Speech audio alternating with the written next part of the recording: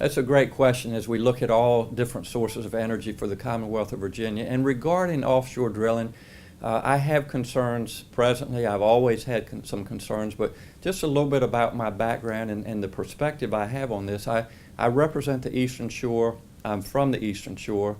And one of the biggest economic drivers on the Eastern Shore right now is NASA Wallops. And I can just tell you, in talking with NASA Wallops representatives, logistically, it is very difficult when they go to launch a rocket if there are offshore platforms, drills, etc., off our coast. So that's one concern I have. The second concern is the military. And again, we need to do everything that we can to keep the military in Hampton Roads. It's about 50% of our local economy. A lot of training occurs that people don't even realize off the coast of Virginia. And so that needs to be looked at very carefully, that if we do offshore drilling, that it won't affect the current mission of our military. The third area is tourism, and we've talked about this earlier, but it's a big economic driver for Virginia.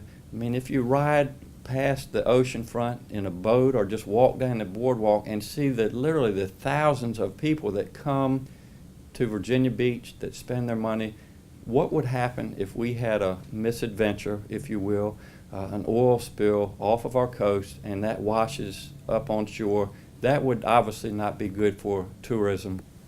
The fourth area is aquaculture. And a lot of people don't realize what's going on with aquaculture, but that's the growing of oysters and clams. We're doing a lot of that on the Eastern Shore. It's over a $50 million business, industry rather, on the Eastern Shore. We need clean water to grow clams and oysters, and the last thing that we need, again, is a misadventure off of our coast. And then finally, something that, you know, I give a lot of credit to our local representatives, Congressman Ridgel, Senators Warner and Kane. We need to look at the royalties from offshore drilling.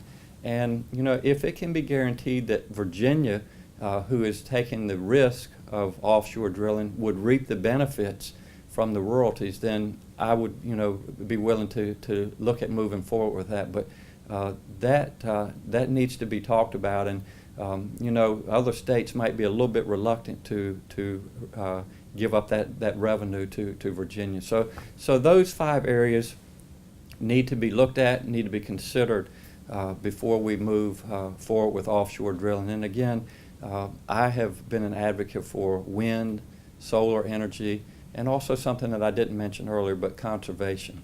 About 25% of our energy could be saved through conservation measures. So a lot of things to consider there.